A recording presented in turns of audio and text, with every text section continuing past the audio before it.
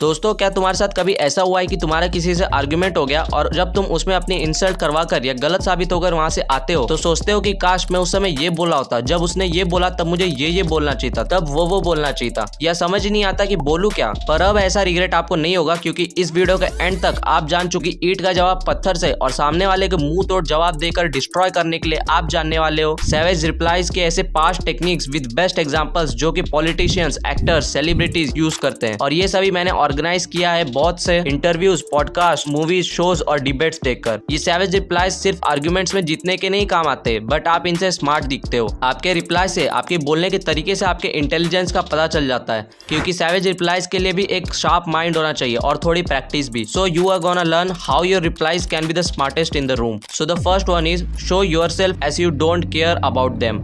जरा इस क्लिप को देखो। मतलब कितने लोगों की लाइफ में प्रॉब्लम है यहाँ पर?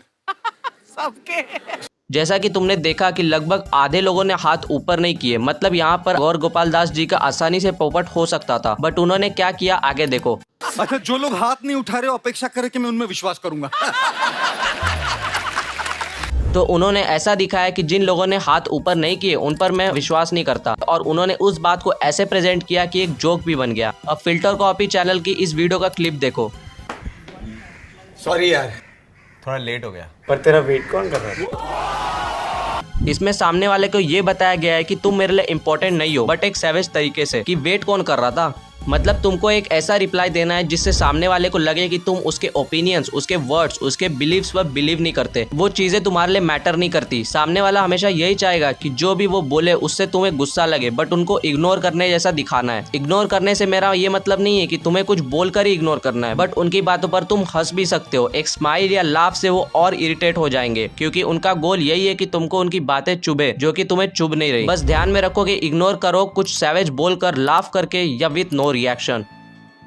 तो सेकंड टेक्निक है द स्ट्रॉमैन फैलेसी। स्ट्रॉमैन मतलब एक तिनके का आदमी। किसी 7 फीट के बॉडी बिल्डर को हराना हो तो उसी के जैसा एक स्ट्रॉमैन बनाओ और उसे हरा कर सबको ये बोलो कि मैंने उस बॉडी बिल्डर को हरा दिया। सेम चीज आपको आर्ग्यूमेंट्स में करनी है। सामने वालों की बातों का एक कमजोर वर्जन तैयार करो और उस पर अटैक करके सामने वाले को हराओ। तो तुम ये कह रहे हो कि बस यही से आपको सेंटेंस का स्टार्ट करना है कि तो तुम ये कह रहे हो कि, और आगे सामने वाले की बातों का सबसे पॉसिबल कमजोर वर्जन रख दो।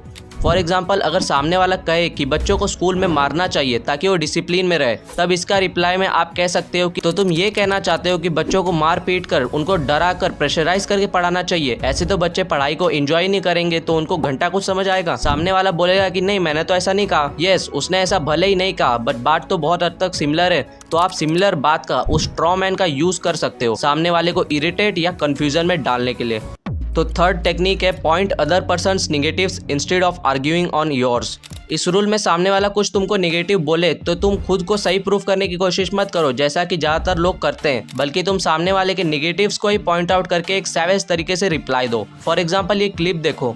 कैटरीना को पंजाबी बहुत अच्छी आती है। अब इसमें भारती सिंह ने एक तरह से कटरीना को ये बोलकर कि कटरीना को पंजाबी बहुत अच्छी आती है इंसल्ट की है, क्योंकि कटरीना को पंजाबी बिल्कुल अच्छे से नहीं आती। तो इस पर कटरीना कैफ का रिप्लाई सुनो। Just like how you do belly dancing very well. मतलब मुझे पंजाबी वैसी ही आती है जैसा कि आपने उधर डांस किया। मतलब वो इनडायरेक्टली बोल रही हैं कि मेरी पंजाबी उतनी ही बुरी है जितना कि तुम्हारा डांस। चाहे कोई भी हो, उसमें कुछ न कुछ नेगेटिव तो होता ही है। खुद को डिफेंड करने के लिए सामने वाले के नेगेटिव्स को पॉइंट आउट करो। जैसे कि कोई कहता है कि अरे तू तो बहुत मोटा है, तो तुम रिप्लाई में कह सकते हो कि एटलीस्ट इस मोटापे को कम करना तेरी ईगो के कम करने से तो आसानी है। तो इसी तरह से तुमको थर्ड टेक्निक को इम्प्लीमेंट करना है। तो फोर्थ टेक्निक है accept them and counter wisely. इस टेक्निक में तुमको खुद को समझदारी से डिफेंड करना है। जो भी सामने वाला बोल रहा है उसको एक्सेप्ट करो, उसको बोलो कि हाँ मैं ये हूँ, हाँ मैं वो हूँ, हाँ मैं ये करता हूँ, हाँ मैं ऐसा हूँ, और उसके आगे खुद की तारीफ करके या जैसे भी डिफेंड करके सैवेज रिप्लाई दो। जैसे कि इस क्लिप को देखो। मैंने कांग्रेस के एक नेता का कल घोषणा पत्र सुना। उन्होंने घोषणा की है कि 6 महीने में मोदी को डंडे मारेंगे। तो मोदी जी का रिप्लाई सुनो। ये बात सही है कि काम जरा कठिन है, तो तैयारी के लिए 6 महीने तो लगते ही हैं। तो 6 महीने का समय तो अच्छा है, लेकिन मैं भी 6 महीने में तय किया हूं कि रोज सूर्य नमस्कार की संख्या बढ़ा दूंगा। 6 महीने ऐसे सूर्य नमस्कार करूंगा, ऐसे सूर्य नमस्कार करूंगा कि मेरी पीठ को भी हर डंडे झेलने की ताकत वाला बना दूंगा। तो मैं आभारी हूं कि पहले से अनाउंस कर दिया गया है, तो मुझे ये 6 महीना आप एक्सरसाइज बढ़ाने का टाइम मिलेगा। उन्होंने एक्सेप्ट किया और फिर बोला कि आओ मैं तब रेडी रहूंगा। अब इस क्लिप में देखो। इरफान, हमने देखा कि आप एक नेशनल अवार्ड विनर एक्टर हैं, आप एक पद्मश्री अवार्ड विनर एक्टर हैं और हमने देखा कि आप बॉलीवुड हॉलीवुड दोनों में बहुत ही अच्छा काम कर रहे हैं, लेकिन हम आपको टाइम मैगजीन के कवर पेज पर या बराक ओबामा के साथ में डिनर पर कब देखेंगे? अब कोई और होता तो बोलता कि यार बराक ओबामा से मेरा क्या कनेक्शन, वो तो पॉलिटिक्स में है, उनके पास तो हजारों काम होते हैं, ये कैसा फनी सवाल है। या दूसरा कोई होता तो बस हंस देता। बट इरफान खान का रिप्लाई सुनो। I think next year January, क्योंकि दिसंबर में आना चाह रहे थे बराक। मैंने कहा नहीं जी भैया, दिसंबर में हम लालू प्रसाद के साथ। बोले लालू कौन? मैंने कहा आप लालू को नहीं जानते, फिर आपके साथ डिनर क्या करें। सो उन्होंने उस चीज को एक्सेप्ट किया कि हाँ बराक ओबामा मुझसे डिनर के लिए आने वाले थे इस तारीख को और वगैरह वगैरह। बट इसमें उनका पोपट होने की बजाय रिपोर्टर का ही थोड़ा पोपट हो गया और एक बहुत अच्छा जोक भी बन गया। तो इसी तरह तुमको खुद के इंसल्ट को एक्सेप्ट करके सामने वाले को काउंटर करना है। तो फिफ्थ टेक्निक है play with idioms and dialogues. मुहावरों, कहावतों और डायलॉग्स से खेलो। ये टेक्निक बहुत कमाल की है, क्योंकि जैसे कुछ डायलॉग्स की वजह से ही कुछ मूवीज को जाना जाता है, उसी तरह तुम्हारे पूरे कन्वर्सेशन को जाना जाएगा, क्योंकि तुम्हारे शब्दों पर बहुत इम्पैक्ट पड़ेगा। अब तुम खुद के डायलॉग्स मार सकते हो। बाकी वैसे तो हर एक सिचुएशन के लिए, हर एक कन्वर्सेशन के लिए एक से बढ़कर एक इडियम्स और डायलॉग्स भरे पड़े हैं। जैसे कि राजकुमार की मूवी में से ये एग्जाम्पल देखो। क्या देख रहे हो कृष्ण प्रसाद?